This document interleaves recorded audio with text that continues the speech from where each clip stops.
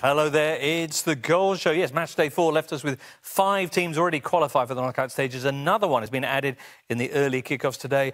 Also, a host of big names on the brink of an early exit, possibly as early as this week. Lots of drama in store for us over the next 2 nights with match day 5. Here in the studio, ready to narrate tonight's action, James Horncastle, Julian Laurence and Raphael Honigstein. Now, we've had 2 early games already, and one of them has had a significant result. James, the Chelsea game with Red Bull Salzburg.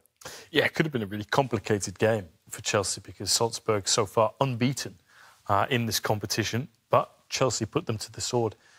Tonight, Mateo Kovacic, born in Austria, in Linz, to Bosnian-Croatian parents, with wonderful improvised finish there. Great work from Pulisic and Kai Havertz in the build-up. Salzburg came back. Yeah, they've been still really good under Matthias Jaisler. You see Adamu putting the ball away. It wasn't Okafor like it has been in other games in the Champions League. It wasn't Sesko, who didn't start in this game. They're the latest phenom, if you like, in the Salzburg academy come through and had Chelsea through. And remarkable when you think that Graham Potter inherited this team at the bottom of the group after a defeat to Dinamo Zagreb at the Maksimir. Absolutely. At the Maksimir against Dinamo Zagreb later on will be Milan. This group was so tight. They're both on 4 points. They've both got a chance of going through alongside Chelsea. That's going to be a huge game later. Absolutely, James. I mean, Milan went out in the group stages last year. They don't want to do that again this time around.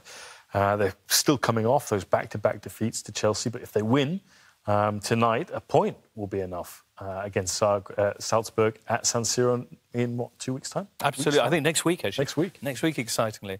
There's the other early kickoff to talk about, and that was Sevilla against Copenhagen. Jules? Yes, Sevilla and Copenhagen both with 2 points before the game, and it's a game that lacked a lot of quality for most of it until the second half. Youssef and Niziri came on at half-time, and it's a bit the story of the night because, as you see, 15 minutes in, this happened, crossed by Papu Gomez.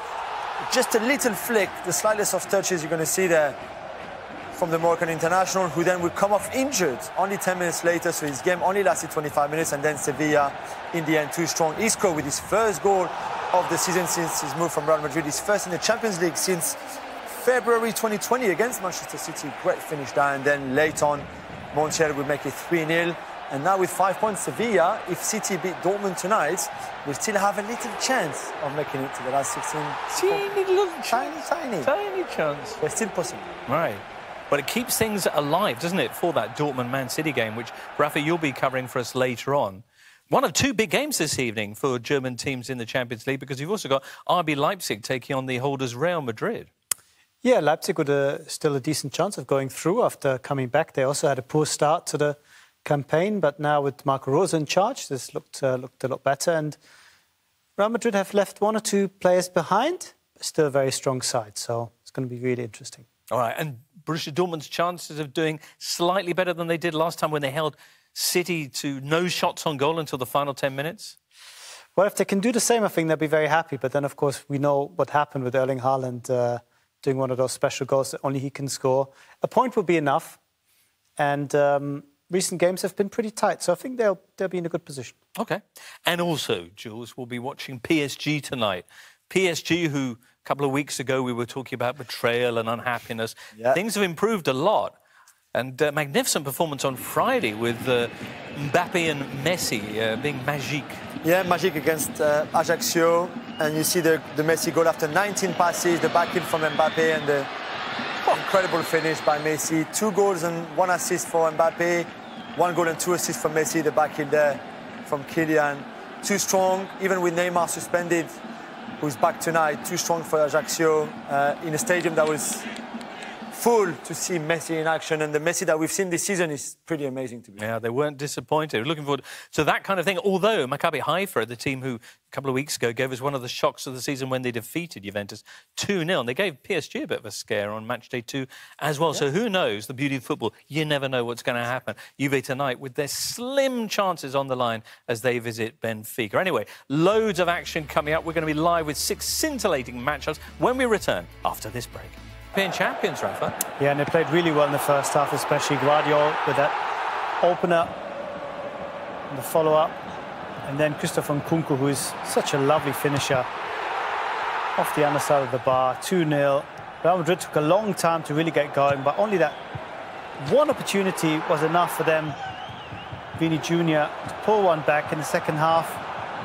Real Madrid had big chances, especially Vini Jr., but one of the rare breaks finds Timo Werner, Simocon with the pass, and then very late on, Rodrigo winning a penalty off Christo Nkunku, but it was a little bit too late to make any real difference. 3-2, Leipzig winning there, all but through. They need a point still to qualify. Most spectacular group of the night, though, was Group H, where there were no less than 16 goals. 16 goals scored in 2 games. Yeah. Incredible. All right, well, let's check out the ones in Lisbon, first of all.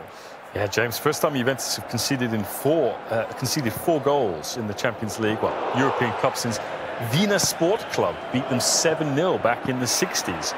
Antonio Silva got them in front, Dusan Vlahovic got Juventus level, and then Juan Cuadrado gave away a penalty. See him there, he's flapping his hand at it. Jean Mario scored a penalty, Insurin scored a penalty again tonight, and then look at this setup. Rafa Silva's goal. Rafa Silva scored against Porto at the weekend. The only goal was man of the night. Got his second there. Could have had a hat-trick.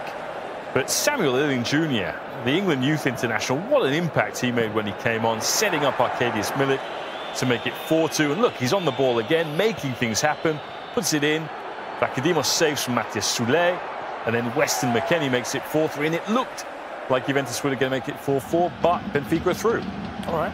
Signs of life, though, from La Signora. At least they can take that from us. What can we take from this game here?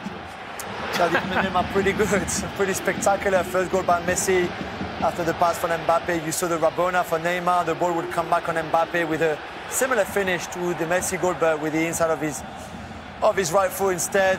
Messi then giving the ball to Neymar to make it 3-0. I mean, they were outstanding going forward defensively. There's still a few flaws on set pieces, like in the Juventus game, and they will concede this first goal and then the second. Look at this Messi magic. 2 goals, 2 assists for the Argentine tonight. That's the second goal on set pieces. Poor defending again. Look at Bernat covering everybody, including Sek.